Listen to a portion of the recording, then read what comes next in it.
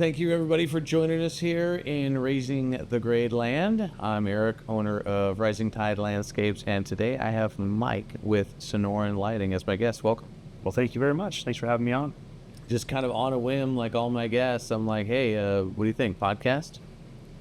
And I've never done one, and I listened to a few, and I thought, why not? Let's do it. They're not bad. It's really not that bad, you know.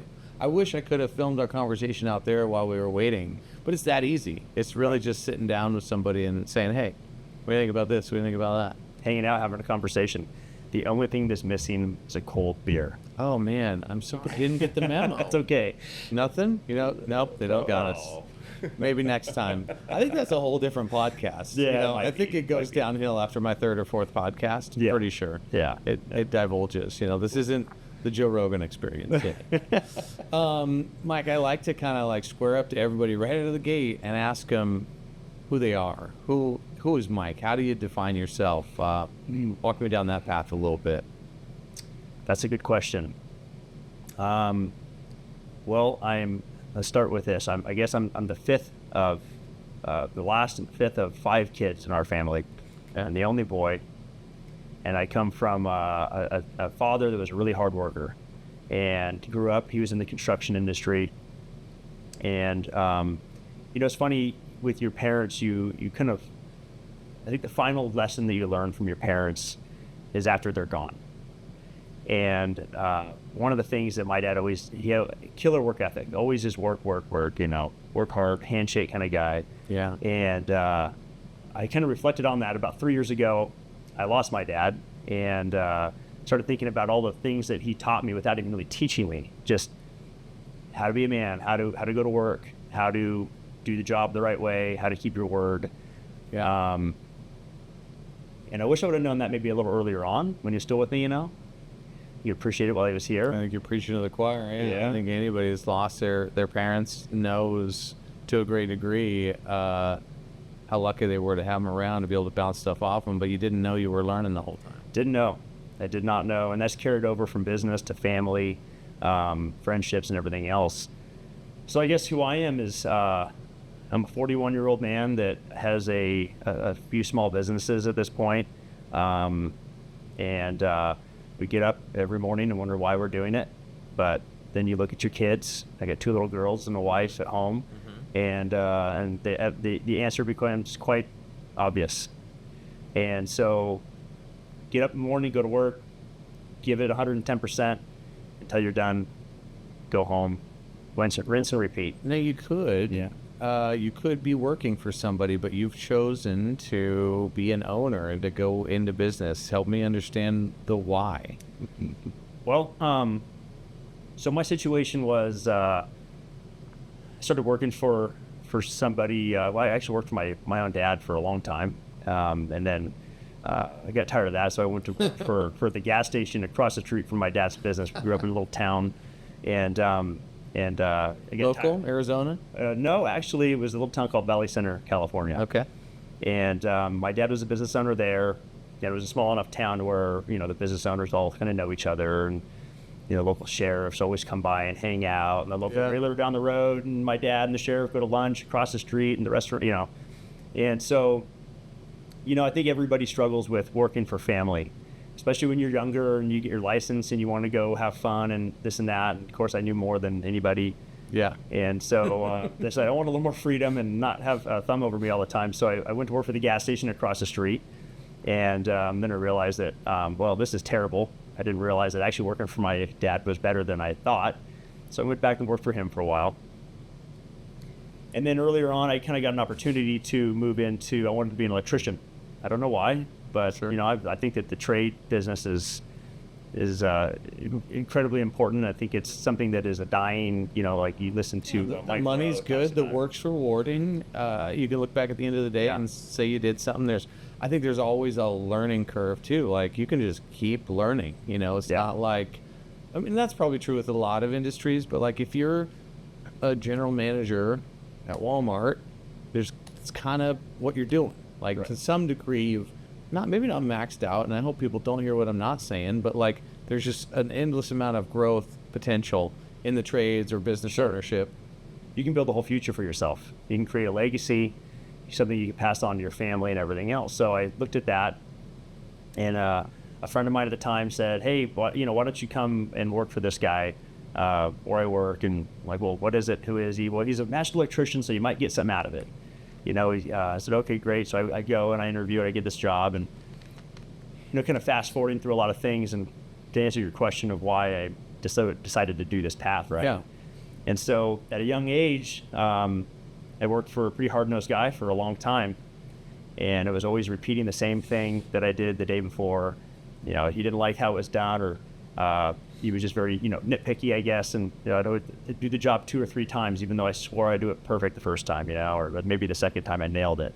3rd, 4th time, he keeps having me do the same thing, and you lose patience. Again, you think you know everything. Mm-hmm. And then that company sold into a larger corporation, and you become aware that you really are just kind of a number. You're a cog. You're an employee number Mm-hmm. there. Yeah, Mm-hmm. Definitely a cog in the wheel there. And I got tired of being the guy that I'm like 110%. Like, I'll do it. I'll answer the questions. I'll help when someone needs help. Like, hey, this is my lane, but I'm willing to shift out of that to help this person, or in that not political, excuse me, in that environment. You don't get recognized for the things that you help somebody else look good for. It's just the things that you're doing, right? Probably wrong too. It's like you're going to get highlighted for the things that you've goofed up on, right? And we're going to overlook all these other things that you're doing to help the company grow. That's right. And be a team player. I've been there. And so in that work environment, I was always involved with contractors, lighting contractors specifically. I was involved with distribution that sold our products, the place I worked, and it was a lot of the same monotonous, like, go out and train this distributor, train this contractor. Really a heavier focus on the distributorships. Okay. And I got tired of doing this and being 110% for somebody else. Moved out here to Arizona in 2016. Okay. And in a partnership, and that kind of fizzled out kind of all of a sudden. It caught me by surprise. And so that was kind of like the final straw for me. I was like, yeah, I'm done. My wife and I were having a discussion on the way home, kind of working through all these issues and concerns that we had, obviously, for our future. And my wife, like, literally driving down the road, I know exactly where we were. And she said, why don't we just go all in on ourselves? Mm-hmm. You don't want to go work for anybody at this point, kind of over it. You've experienced the lack of, respect or appreciation. And I'm not trying to be appreciated all the time or anything, but when you do work and you work hard and you do everything that you're supposed to do and more, it's nice to have some appreciation. Yeah. Got tired of, and I was always young. I was very young in my industry growing up, especially in the beginning. And I think that's taken for granted as well. This guy's young, What does he know? What does he know? In fact, that's why I started growing a beard. Okay. So, yeah. Okay. Gonna have that baby face, and I'm out teaching contractors how to do stuff. And I always get, especially on the East Coast, the old, I've been doing this for 25 years, and here I am, this I've kid. been doing this longer than you've been alive, son. Yeah. Well, why are you here then? Why are you attending this class or seminar? And so I decided, well, if I'm going to do this, and my wife insinuated we should go just do it ourselves. So we emptied our 401k and our savings and everything we had, and I got into lighting distribution. And I kind of got tired of always teaching the same group of people the same thing and having that turnover, and then you just feel like, well, everything I just taught these guys, now that they don't even work for that company anymore, and they're probably not even in the industry. But I know there's a right way to do things and a wrong way to do things, and I know about our industry. Why don't I just take it upon myself to try to do what I think is right for our industry and run things the way I want to run it and see what happens. Mm-hmm. So fast forward a lot of blurry years to 2025, and here we are. So how long have you, so was it 2016, 17, 18 when you started Sonoran Lighting Supply? Sonoran was official in 2017. Okay, cool. Yep. I've been doing this is my 21st year. Mm-hmm. So been doing it for quite a long time. And what, so were you always kind of in the low voltage space as you were working through the electric side of things as well?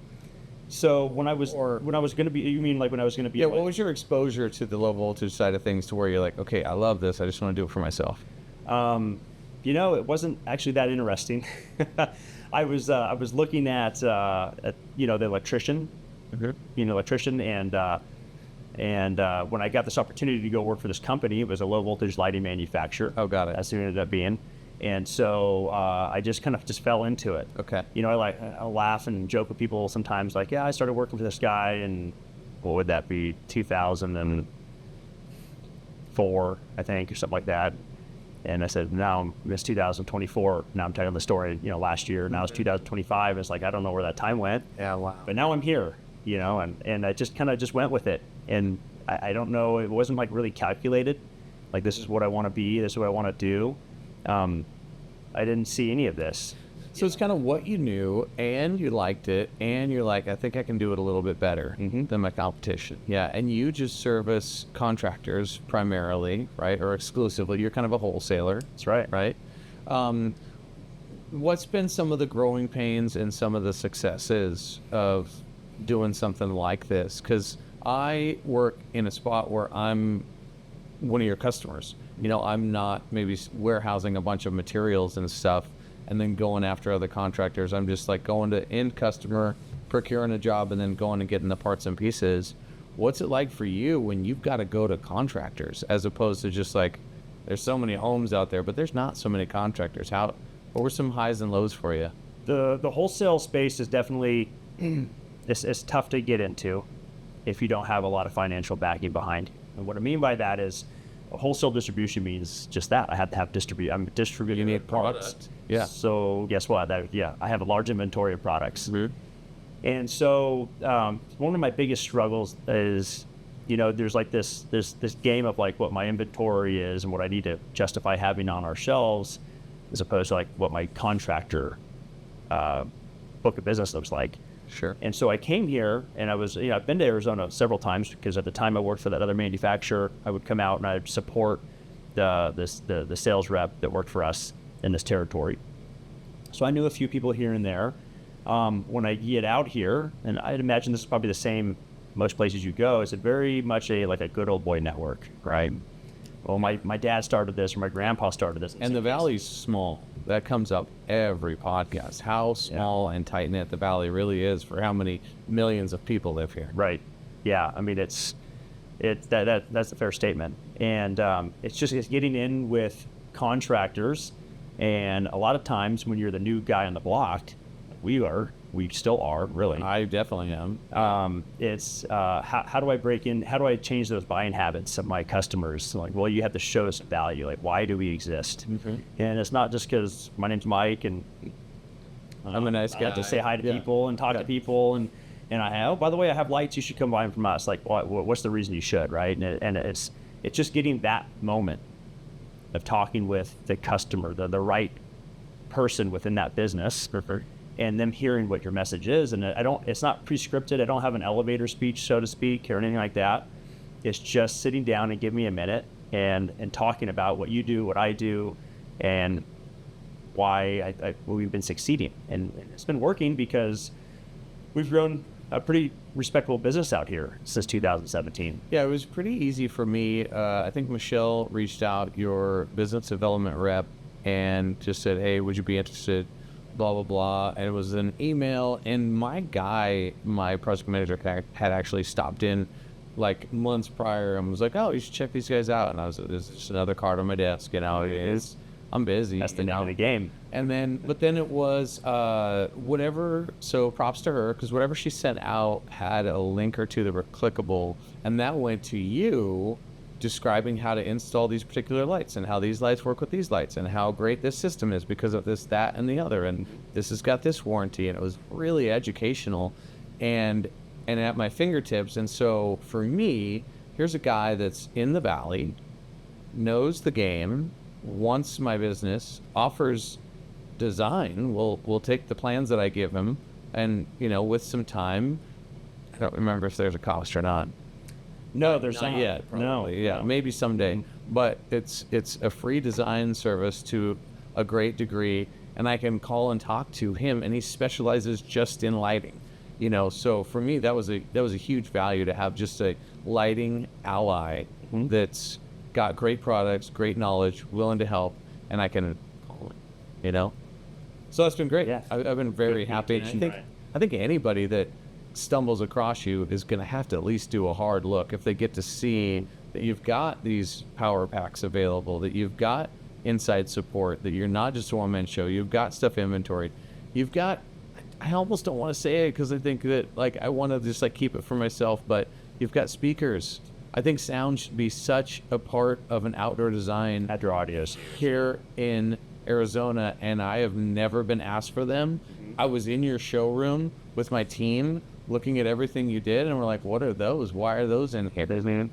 Tell me more about that. Well, we should grow this out here. So I'll tell you that I've always known, so I have a few manufacturers that we have in there for audio, and I've always liked them. I love music though. Like I'm the guy that, you know, leaves in the house at 4 o'clock in the morning, and I've got a 45-minute drive in. I'm always listening to music, you know, and that sets my mood. You know, so it gives me time to think. I subconsciously know like the words to about every song out there, it seems like, but I couldn't sing it right now. But you know, so I love music. I've always been like that. Fair. And so outdoor audio kind of sparked my interest because I'm large for my own house, so I'm going to check it out. I know a couple of these manufacturers and partnered up with them.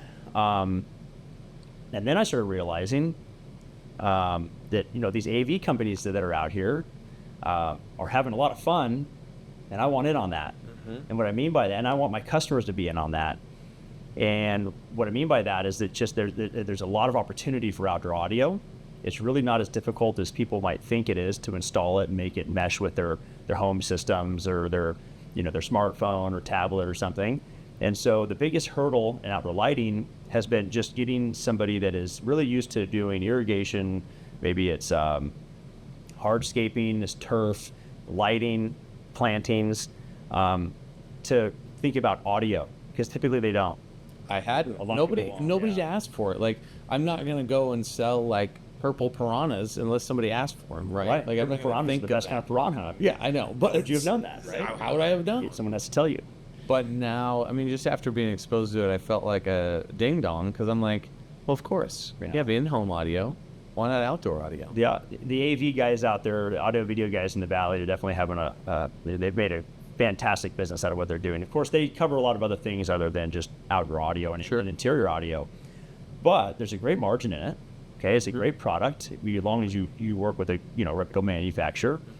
And there's been a lot of I want to say people kind of shy away from it in our industry because great, I have speakers. How do I wire them? Oh, it's just 2 wires, just like lighting, but you do have to pay attention to polarity. Right. With lighting, you don't necessarily have to. Good practices says you always want to. But with audio, it's not a hot and a common, it's a positive and negative. If you cross those wires, things don't work.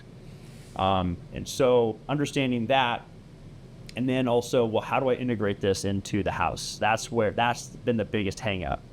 So over the past 3 or 4 years now, I've worked more and more with one of our vendors, and been really excited to see them come out with a really kind of like a all-inclusive system. In other words, so I have an enclosure now that goes on the side of the house, so you can hold the electronics, being the amplifier and the receiver, and how that wires out there to the subwoofers and the speakers and everything else. It really is seamless.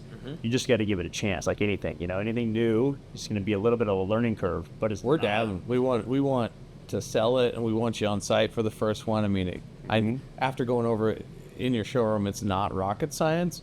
But it's also like, why not? Just come on out. Help us install that first one. We want to get one sold. I know that. Why not add a little more revenue to your business? Well, and you've got another thing that I was like, well, I wish I thought of that too. You've got a little puck that's a Bluetooth that actually doesn't hook into the speaker wire, but actually hooks into the low voltage wire, right? That's right. So that's a Bluetooth speaker device, and that's made by, again, one of our vendors we have there. It's actually made by a lighting company, right? And so they've developed a speaker that actually just wires right into your low voltage lighting. It just needs power. The really nice thing about it is you don't have to keep track of that polarity. It just wires right in. And rather than having like a little JBL speaker or something of that nature. It's just always there. It's just always there. It Yeah. could be over here by your back patio table set or something, and when you want to listen to music, you just pick something, and it's just conveniently always there. I think that's another really cool thing that people are not thinking about. Right.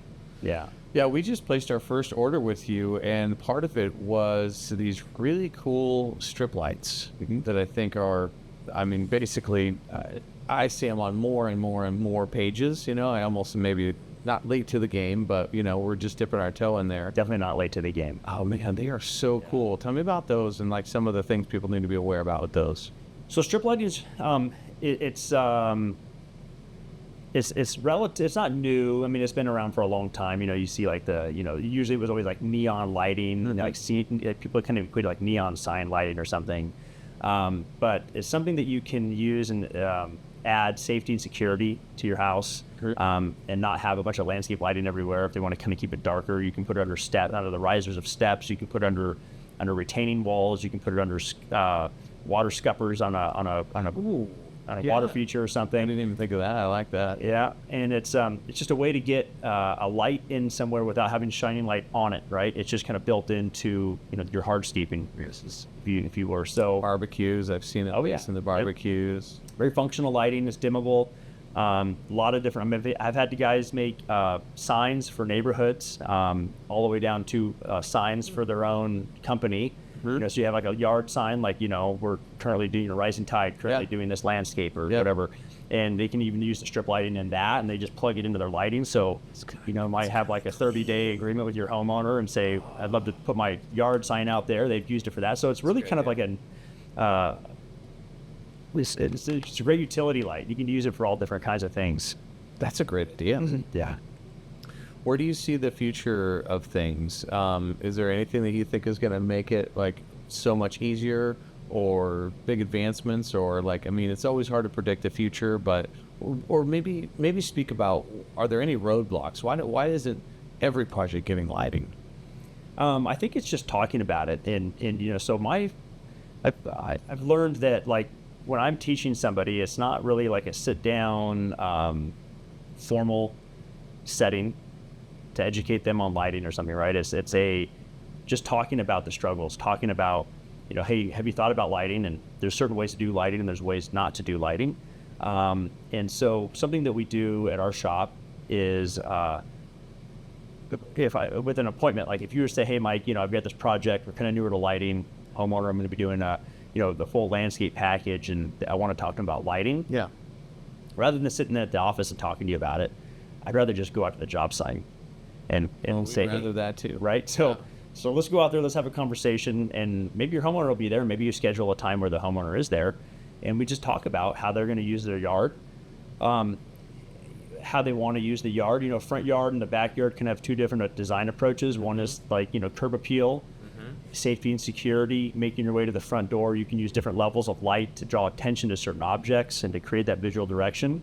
And the backyard is more of a, we're enjoying the space setting, right? So rather mood setting. Yeah, exactly. So, with lighting, with landscaping, you're installing these landscapes of any scale. But if you really think about it, how often are the homeowners going to really enjoy that outside of the weekends? How many hours a day are they going to be able to enjoy the landscaping if it's not illuminated and illuminated properly? And so rather than just putting a light on everything and front lighting, trees, kind of having the same light for all these different things in the yard, it's you want to control the lighting levels of everything. And so, if I have this little bush over here, or a little agave or something, and I have a 4-watt MR16 spotlight on that, well, it's the same 4-watt MR16 spotlight that I have over here on this Palo Verde tree. That doesn't make any sense for scale. It's going to be too bright. It's going to look obtrusive. A little out of place. Yeah, a little out of place. And so let's talk about, how you would light that, and what's the point of lighting that. And I'm not trying to make it a focal point. I'm just trying to tie that into the yard and make a cohesive lighting portrait. And so when you start talking about that phrase, right? Cohesive lighting portrait.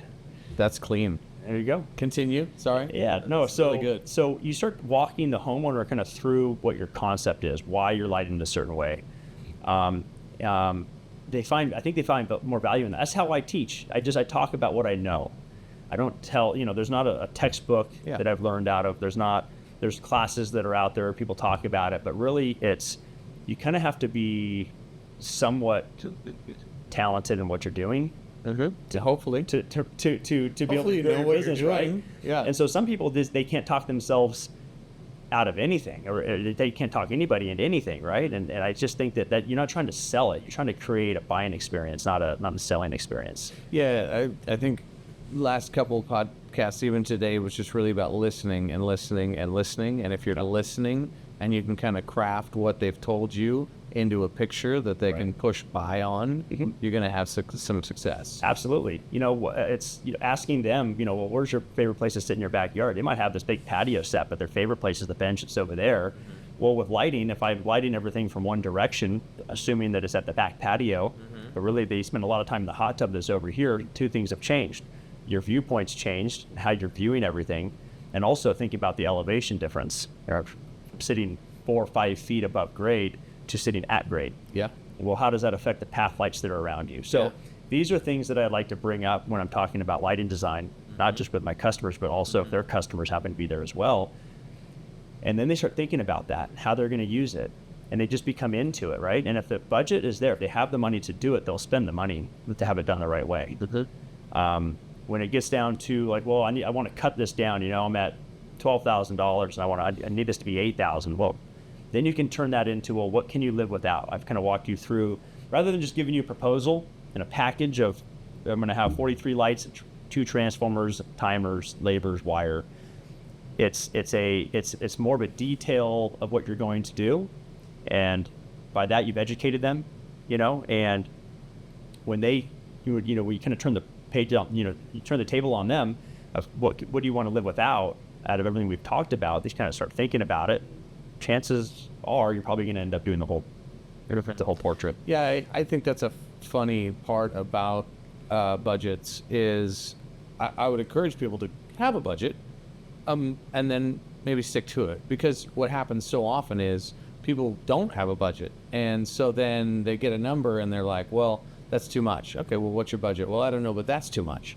And so in the contracting world, I think oftentimes you'll present a price, and it's not anchored anywhere to the customer's mind. They just know they want less. And then if you say, okay, well, instead of 1,000 square feet of pavers, let's do 600. Well, I don't want that. Right. I just know I want a lower price. Right. Which is kind of frustrating. But to your point, I think if you've built the vision correctly and what you're giving up isn't just dollars, but actual scope, it changes the mindset really quickly.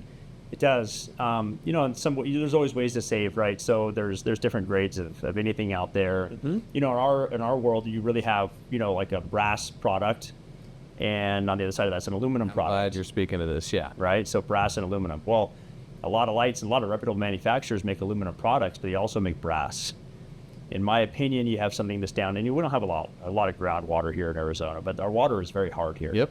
And so what you're going to find is the powder coating that's on an aluminum fixture will start to flake off. You get the corrosion on the aluminum. You don't get that on the brass.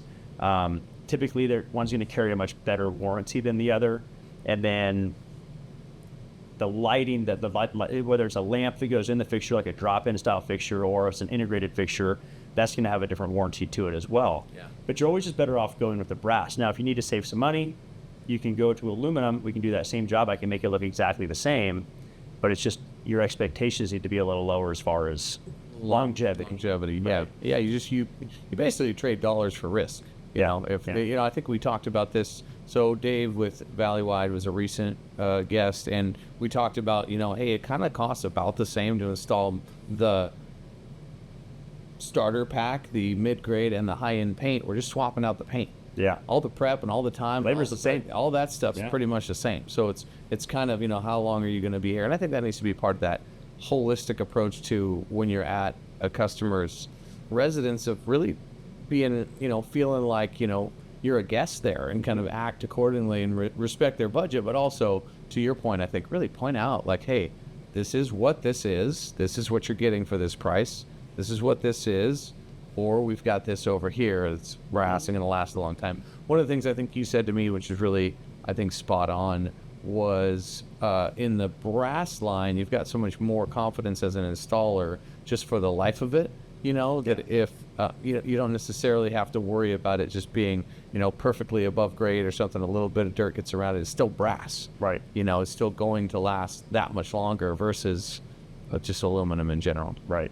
Absolutely. I mean, if you're gonna put anything below grade or at grade or, you know, slightly above, my opinion is a better product is that brass. Yeah. You know, it's terrible to try to make. I think it's easy for some people that were never informed, but if you have to make a decision with a lack of knowledge, that's a bad decision. It's not fair. Yeah, it's not fair. So it's up to us to teach the differences. And you know what? Now a really good friend of mine that I met in this industry. He's no longer in our industry, but he's still a great friend of mine, almost like a business coach, if you will. But a friend number one taught me something valuable. It's managing expectations. He taught me this and the value of that, and I look at that on everything now. Manage expectations. Mm-hmm. If I tell somebody why this turf is better than this turf, you know, and they choose one or the other, now you're managing those expectations. They're going to understand, well, you know, the way you went with a cheaper turf, and these are the cons about it. You know, the warranty's less, or, you know, the feeling is different. I'm not a turf guy, so I don't know, but I can talk about lighting all day long. And, you know, hey, let's just take a walk down to your neighbor's house right over here, and I'll show you why you probably don't want to go with path lights that are 6 inches off the walkway, or you don't want to go with a path light that, you know, this piece of glass lens and it's just glued to the inside of the cap. Let me show you why. Mm-hmm. You just walk right up to your neighbor's house, you know, because it's everywhere out there. It's amazing how many of our customers will go in and take out lighting jobs that have been just, you know, 5, 6, 7 years old, sometimes older than that, but kind of in that 5 to 8 year range. Yeah. And it's like somebody put a lot of money into lighting here at one point in time, but these are the issues, you know, taking an aluminum fixture and they're putting it into a PVC can, they're putting it down on the ground. Well, it fills up with debris, it fills up with water. Yeah. Your lenses are never cleaned, the aluminum's starting to corrode, you know, it's just falling apart. Yeah, it goes quick too. So I think it's pretty harsh out here. You know, you look at the gas pipes, you know, as one thing. That's for sure a place where you can just see the corrosion happen really, really quick out here. Yeah. So what's the vision for Sonoran Lighting Supply in 5 or 10 years? Do you have hopes and aspirations to be at a certain place, level, anything like that? Are you happy where you're at? To help you get in front of the right people. So this is a tough one for me, because I know where I think I know where I want to be. But again, a big part of our business is our relationships with our customers. And so, you know, as you mentioned earlier, like it's you know, Phoenix, the area, you know, from Santan to Surprise and from Cave Creek down to Levine or Buckeye, you know, kind of that X right there and everywhere in between. There's a lot of homes, there's a lot of contractors, there's a lot of business to be had, but it's really, in the state of Arizona, it's not that big. You know, there's a lot of business still to be had here in Arizona, but I know to grow, you kind of have to get into that e-commerce space. Okay. But a lot of our success is because we have these conversations with our customers, because I can be boots on the ground, because they can make a phone call and talk to us and we'll have an answer. We're not just, you know, I hate to say this because a lot of my friends are like this, but in our industry, but we're not the polished shoe, slack wearing person that's going to come up and talk about our products. We're going to talk about a solution for what you're trying to do on this job. Yeah. It's hard to do that with somebody that's in, you know, Maine, Florida, or anywhere else in between, you know, between the two coasts. So it's a lot of the things that we have to offer are just hard to offer outside of our immediate area. Mm-hmm. So I think for right now, we're really focusing on a lot of local business and organic growth. But ultimately, I would love to open that up. And I do have a website. Then it's more generic, not just about Sonoran Lighting Supply. You know, when I came up with Sonoran Lighting Supply, it was just really kind of our area, the Sonoran Desert, right? And so my website it's just based on landscape lighting, you know, and I thought that'd be more appealing to people that are outside of the Sonoran Desert area or region. And so I'm trying to figure out, my biggest concern, I'm just trying to figure out, like, how do I draw that customer base to our website, sign up for a pro contractor account, because when you're in wholesale, you can't just be displaying costs, contractor costs, right? Because homeowners can get on there and look at it. Well, I have a great interest in preserving our industry. and I want to make sure that my customers are treated fairly. And part of that is like, you don't want your homeowners to see what you're paying for. Yeah, no. So there's a lot of these online companies that people order from for their lighting, and the downside is anybody can just go online and look at a price, and that's what he's charging me this, but that's how much I can see for online right now. I want to get away from that. Yep. Because we don't love it either. Well, yeah, the initial response, is just this is the emotional response of like, I can't believe I'm charging. Well, yeah, you have design, you have experience, you have installation, you have all the connections, you have wire, you have timers, you have transformers, and making it all work. Liability. Right, everything, right? So there's a big difference there. Yep. So how do I take a wholesale lighting business and make that nationwide and in the e-commerce space and be appealing to the contractors? Why would they want to buy? There's other options out there as well. So so that's ultimately where I want to go. For today, I would love to keep adding more sales force to the ground here, but I'm very picky on that, in that I've told you the whole foundation of our company is experience and knowledge. Yeah, I was going to say it's appealing and I like it, but I also think that there could be a hierarchy, where there's Mini Mike that doesn't know as much as Mike, and that's okay. And there could even be another, Mini Mike that doesn't know as much as Mini Mike. Sure. In other words, I think you could scale it and still garner the interest, and then as needed, they're slowly getting worked up and passed up the ladder till like, hey, we need Mike on the job. Right. Versus having, because everybody's not going to be you. And I think that's the hardest thing that I've struggled with, is I want so bad to like just copy myself, but it ends up not working, Well, I think that if you're going to go into a business where you don't have some sort of passion for what you're doing, you're probably in the wrong business. Yeah. Right. So how do you take, as a business owner, the passion that you have and why you started and the reason you're on the map doing this, and how can you expect to have somebody else that you hired to have that same passion? Especially, there's a lot of places to buy lighting in this valley. A lot of places to buy lighting anywhere. Yeah, I can have it shipped. So I say one wrong thing to somebody, or an employee says, something out of the wrong, even the wrong tone sometimes. Right. And they just go down the street and buy something. You wouldn't believe what they texted. Yeah. Oh yeah. Well, it's not text, because that was probably read wrong. But you know what I mean. And so,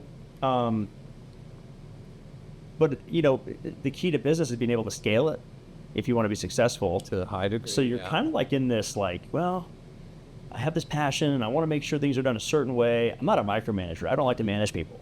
I don't. So I don't like to be managed. I don't like to be micromanaged, right? So why would I ever expect anybody else? You want to be trusted, essentially. Yeah, just do it. You want to trust. You're here to do this job. Yeah. Just do it. You have a job to do. Hammer through it. Do it the right way. Do it to our expectations, and that's all I ask. But it's still finding that person, right? Okay. So I need to probably let my guard down a little bit. I need to find the right people for the right aspects of my business to try to run that. It'll happen. 21 years doing this, you get to know a lot of people, and we're the mom and pop shop in town, and not a part of some huge nationwide business where there's hundreds of stores from coast to coast. Yeah, I like that. It's people that work for those places, they get the warm and fuzzies, and they don't necessarily, I've got the huge company behind me, or I have Mike behind me, Sonoran Lighting Supply. But again, a lot of our growth is organic. It's our customer retention is super high. Customers that come in and do business with us. And I think it's because of on the personal level. We are personable with our customers, because you know what? Hey man, like, I'm a local business. You're a local business. We're in this for the same exact reasons. I'm big on this. Like, I love supporting the local businesses. Yeah. And I try to mention that sometimes to people. They kind of forget, if you give the importance of helping your fellow small business owner. I won't drop any names, but if you give your money to XYZ, like, it's going to, they're just owned by some big conglomerate. Right. It's not even like your money's gone. Like, it's probably not coming back in this economy for what it's worth. Right. Yeah. With us, it goes right back into it. I have as much of interest as my customers succeed as I have, because if they don't, then I don't. Yeah. So that's just how I look at it. I don't feel like anybody owes me the business. I don't feel any of that. It's, you got to go out and earn it. This is what we do, and if it's appealing to you, then let's do business together. I'm really happy so far, and just you guys' attention to detail and your ability to service and set expectations have been great so far. Great. What about this other business you have? Is that on the table to talk about? Sure, absolutely. You have another business that I think is really kind of fun and interesting. What else do you do? Well, let me back up. Shoot, maybe there's more. But what we were talking about earlier. So let me stick with for a minute, and we'll go there. You're fine. But something that I did create just about a year ago, actually a little over a year ago now, is S3, Specification Support Service. Okay. S3 really isn't a business. It's kind of an added service that we have, and you touched on it in the beginning of a design service that we have. Yeah. So you created that? I thought you were just like... No. Yeah, we created that. Wow. And the reason we did that, and I'm going to talk about this because it kind of goes into like maybe a possible side, another business, right? Sure. Another revenue there. We get lots of plans. Contractors bring us blueprint plans made by landscape architects all day long. And, we're on there, we're trying, they might say, hey, I need these products. I need a price from you on this. Let me know what my cost of goods are. Okay, no problem. Well, you start looking at the line items, and some of these are like smart systems. In other words, like now today we don't just have a transformer and a timer with some 12-gauge wire out to some lights with connections. Yeah. Some of these systems are getting pretty intricate to where this is, more or less a transformer, but it's also a computer, and it's controlling and it's telling these lights what to do to change color or schedule, dimming, raising lumens, you name it. And so when you look at a set of plans and some of these landscape architects, and nothing against them because they're designing complete landscapes. So they kind of get into a groove of using this manufacturer. Oh, 1,000%. Well, that manufacturer has products that are standard, drop-in LED bulbs that just are designed to work off of a standard time clock or transformer. And they also have those manufacturers, that manufacturer or a few of these manufacturers have products that are designed to work off of their controlled system, if you will, their smart system. Smart system, right? Yeah. Well, and then you go all the way down, it's like, okay, and the transformers they have on this plan, well, these lights over here aren't going to work on that transformer. They're definitely not going to, well, you can get them to work, but they're not going to work how you're expecting them to work. Okay. Well, that's not good for you, right? It's not good for me. If I sell you a good materials that, or bill of materials that it's not have a problem. Yeah, then a phone call back for you is a phone call back for us, and I don't, you don't want to deal with it, I don't want to deal with it. Okay. So what I started doing is I came up with Specification Support Service.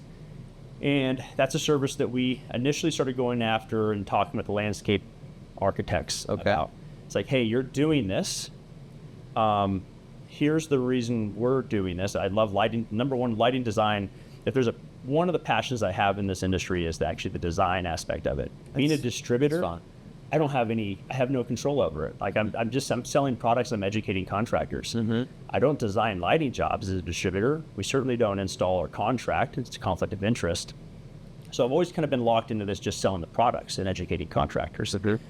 Well, what if I can kind of get my creative energy out by doing lighting designs for landscape architects, kill two birds with one stone? I get that.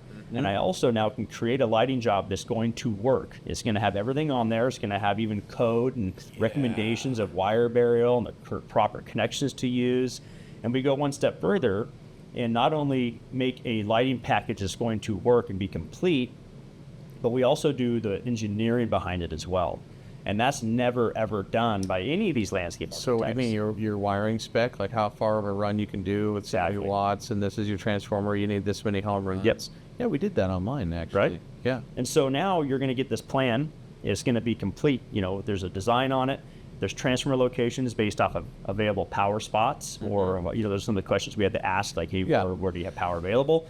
And we're able to actually engineer and say, okay, well, you're going to have from this point, it's this many feet, you're going to have this many fixtures over here, this is going to be the amp draw, your voltage drop is going to be X, you're going to need to be on the 15-volt tap, or in some cases a higher voltage tap to make those operate correctly. Now I'm not getting a phone call from a contractor saying, why are my lights flashing? Yeah, you sold me all these lights, and I hooked them up, and those are dim over there, those are flashing. Sometimes those work fine, but then they're just off randomly. It usually boils down to a voltage drop issue, right? So we've kind of taken that out the guessing game out of that. We actually engineer the entire system. I love that. So that it works. And then they have if there's 4 transformers on the job, there's a schedule for every transformer with home run number 1, number 2, how many amps are on it, what the voltage drop is, how much wire you're going to need for the entire job, because we calculate everything. So that's fun, right? I love doing that. And I've kind of thought about, well, if I can get this going and make it into something that's, create a demand for it, maybe I start another business just doing lighting designs. Yeah. So yeah, that seems like a win, actually, especially from your point of view of wanting to grow bigger. Like you could either just do, different DBAs in different regions that's, still under Sonoran Lighting or whatever your parent company is or something like that. But that one seems like kind of like borderless. Like if you can get that solidified and that can take off and that's got its own, following or whatever, architects and stuff are just going to be sending you plans randomly to get them spec'd, and you're going to be like, oh, yeah, well, so that's lights for that. Already spilled over to the contractor base. So we have landscape architects where we put our information on there, because a landscape architect designs a lighting job. I have no idea who's going to install that job. Sure. It might be bid out 3 or 4 different people. It might be 2 years down the road. It might be 2 months down the road. So we'll put our information on there. My hopes are that contractor, we put the work in. That's my risk, right? I put it's billable hours that we're just eating. We're putting it on there. We're putting our best foot forward in hopes that they see our information and they call us. Hey, great! Here's the cost of goods. Here's the lighting schematic for the entire job. You're going to kill it. You're going to make great margin. We're going to keep you, we're going to keep you positive. Contractors started to see that, and now we're starting to do it for our contractor base as well. And so on that, like my only ask right now is do business with us, buy the products from us. If there's a budget issue, give us the opportunity to come in here and shimmy this down, maybe value engineer it a little bit. But let's keep the design, the integrity of the design the same, and let's see if we can save you some money on what we're going to actually use. Maybe you don't want a fully controllable RGB system, scheduling and everything else. You just want a basic transformer and lights. We can do that too. Yeah. So it's becoming popular. It's just getting out and talking about it, right? And so, well, and that's, I think, this is a great example. This is your first podcast, so now you broke the ice. There's a lot of them out here, I feel like. I could be totally wrong, but there's opportunities to, get the word out, or even, I feel like, do you have a YouTube channel?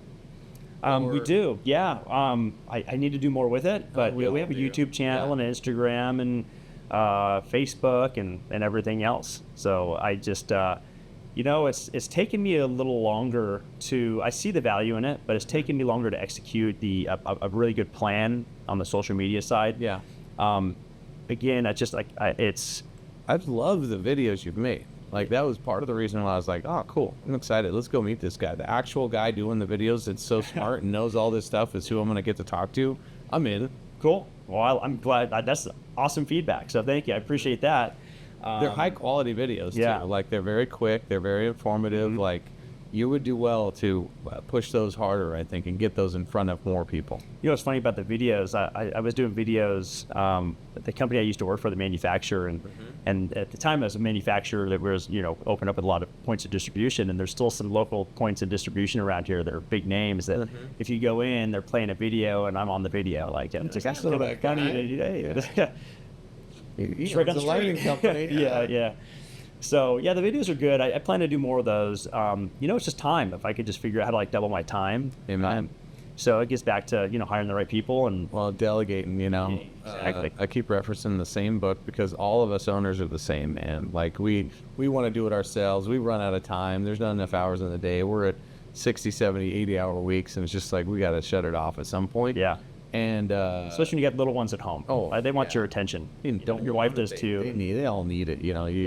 There's something to be said about building a brand and building a company, but it's all worth nothing if you're dead, or if you're gone. That's right. Which you never know when that's gonna happen. Where was I going? I was going somewhere really good. The other business. Somebody else, yes, the other business, but the book I keep referencing is Buy Back Your Time, and it's basically, hey, somebody else doing 80% of something or something as good as you at 80% is 100% freaking awesome. And the truth is, nobody's going to do it just like you. There's not another Mike, or they'd have Sonoran 2 Lighting Supply, right? And so I think that we've got to accept that, like, we're not like superhuman or we're not super awesome. We're just different, and we wanted to start a business, but we've also got to then let go a little bit more, I think, and let other people kind of sink or swim. If you want to grow, you have to. Yeah, I think that's the hardest thing as I've been doing these interviews with everybody. We all share a few traits, you know. There's definitely quirky is in there. Some level of ego is in there. Some aversion to risk is in there, where you're like, let's do it, you know, because that drives. But we all want to not relinquish control. We're going to hold onto the steering wheel, and I think we got to be like, all right, I'm getting sleepy. Well, you're monetarily and emotionally as invested as we are. It's hard. Yeah. Very hard. We need to look at more in a business sense, right? And less of an emotional sense. So yeah, if you can cut that out a little bit more, I think it helps. I think it helps grow. I'm just like, I get to go golfing Wednesday. It's kind of a big deal for me. I'm like, wow, it's a Wednesday. Really? Let's go. Dang. I'll take it. What's that like? I don't know. I'll tell you. I'll call you from the course and be like, I want to know. Mike, guess what? No. Yeah. Okay, so other business. You have another side, I would say it's a side passion. It sounds like it kind of came from something you liked to do. Tell me about that. You know, every kid growing up likes Tonka trucks, toy tractors, and likes playing in the dirt and making little race tracks for their cars and, you know, Hot Wheels and everything. And so I look at this, like I needed it. I started this because I'm currently in construction doing a home, my home. So I needed some tractors.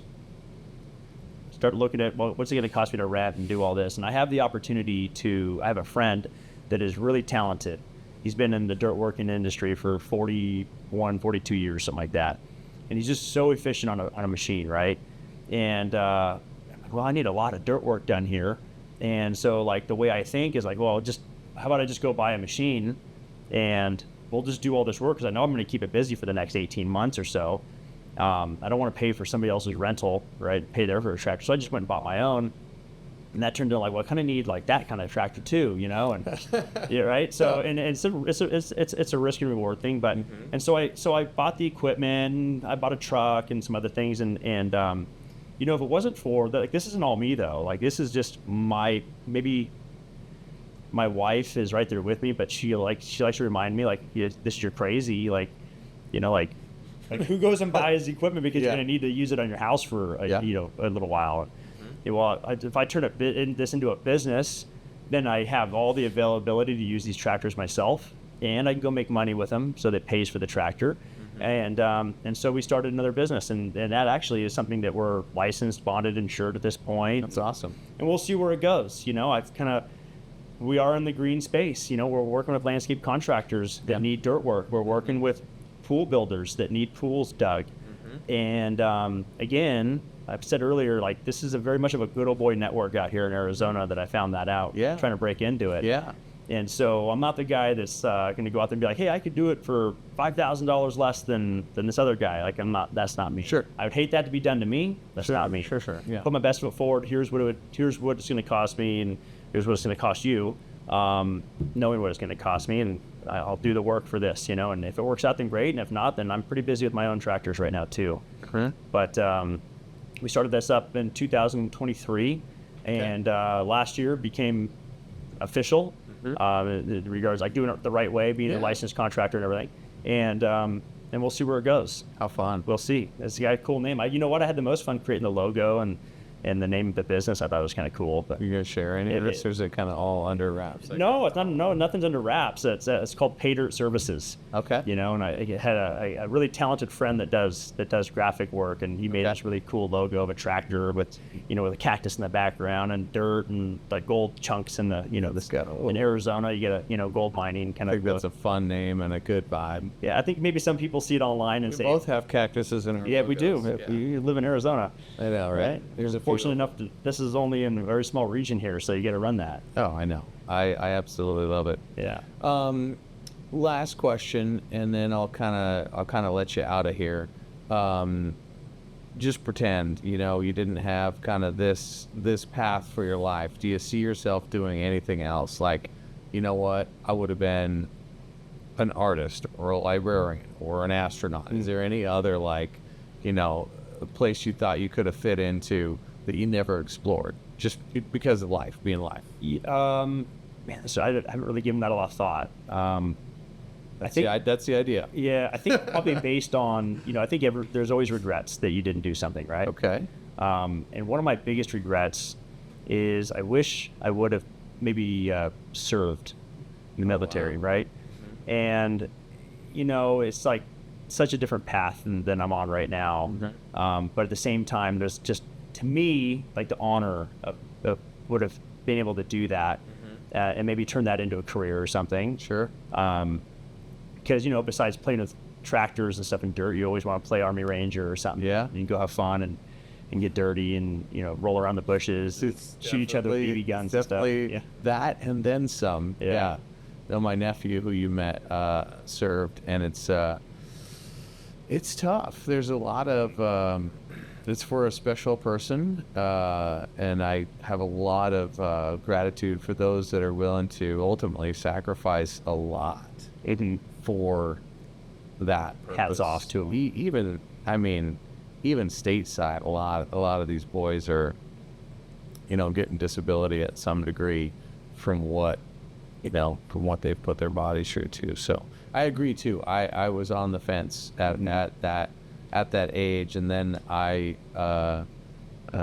started a family. Got a little surprise. Yeah. And so it was like, well, maybe not. Things change. They change really quickly. I've been fortunate enough to have my wife and I. We're actually been together.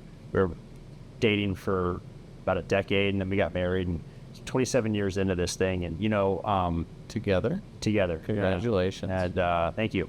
And we've got two beautiful girls, and you just can't imagine, maybe you choosing that path, how that would have differed from what it is today. Of course, you don't know if you never had it, you never know what you're missing, right? But how gratifying is life today? Like, I loved it, with my girls, and we have fun, and I'm very hands-on, which is, I think, probably another reason I did I do the lighting design stuff, because I gotta, my brain has to think like that. I like to be involved, technical, but yeah, right. And so, if it wasn't this, and if I never served, then it maybe would have been something in building, maybe manufacturing. I kind of like creating things, if it's fabricating something. The manufacturing process is phenomenal. Yeah.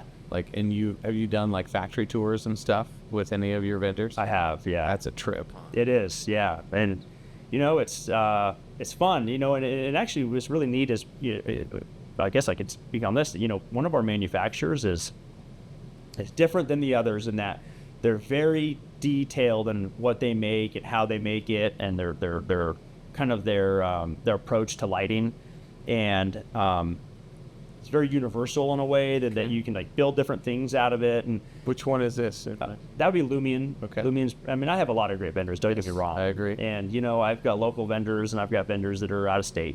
And I believe that there's not one manufacturer makes the solution for every job that's out there. Yeah. You might find the bread and butter that you love to use, but hey, I need this barbecue light, or I need this understrip lighting.